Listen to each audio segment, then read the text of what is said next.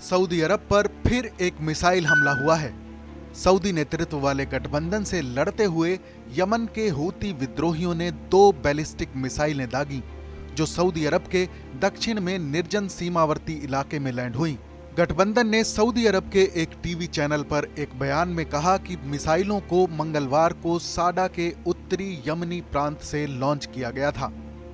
Saudi alliance ने कहा कि उसने बैलिस्टिक मिसाइलों का जवाब साडा में एक बंकर और मिसाइलों के लॉन्च पैड को नष्ट करके दिया है। बयान में कहा गया कि हम नागरिकों की हिफाजत करने के लिए खतरों को खत्म करने के उपाय कर रहे हैं। हालांकि हूती विद्रोहियों ने फिलहाल इस पर कोई प्रतिक्रिया नहीं दी है। हूती ग्रुप ने कहा कि उसने 3 सशस्त्र ड्रोन सऊदी के सैन्य ठिकानों पर दागे थे।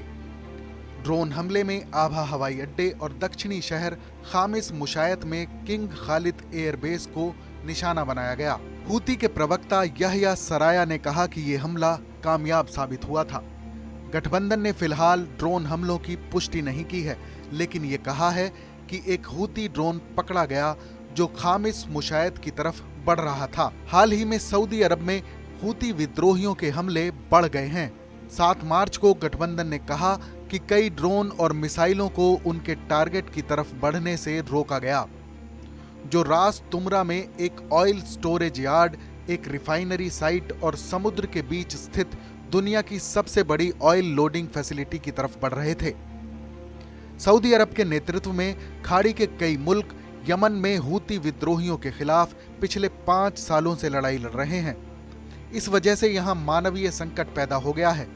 वहीं अमेरिका के पूर्व राष्ट्रपति डोनाल्ड ट्रंप का प्रशासन हूतियों के खिलाफ युद्ध में सऊदी और इसके गुट को समर्थन दे रहा था और युद्ध के लिए इन्हें हथियार भी मुहैया कराता रहा।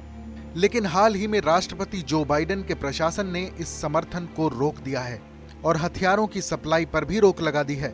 माना जा रहा है कि यमन को लेकर अमेरिका के नए राष्ट्रपति का रुख नर्म हो सकता है। हाल ही में अमेरिका ने कहा कि वो यमन के हूती विद्रोहियों पर से आतंकी संगठन होने का दर्जा हटाने जा रहा है।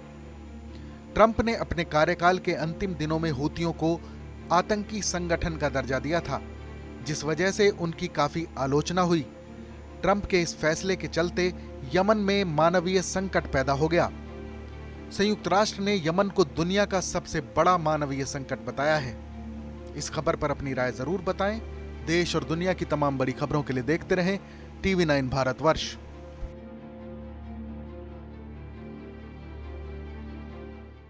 परवाह देश की, सोमवार से शुक्रवार रात 10 बजे TV9 भारतवर्ष पर।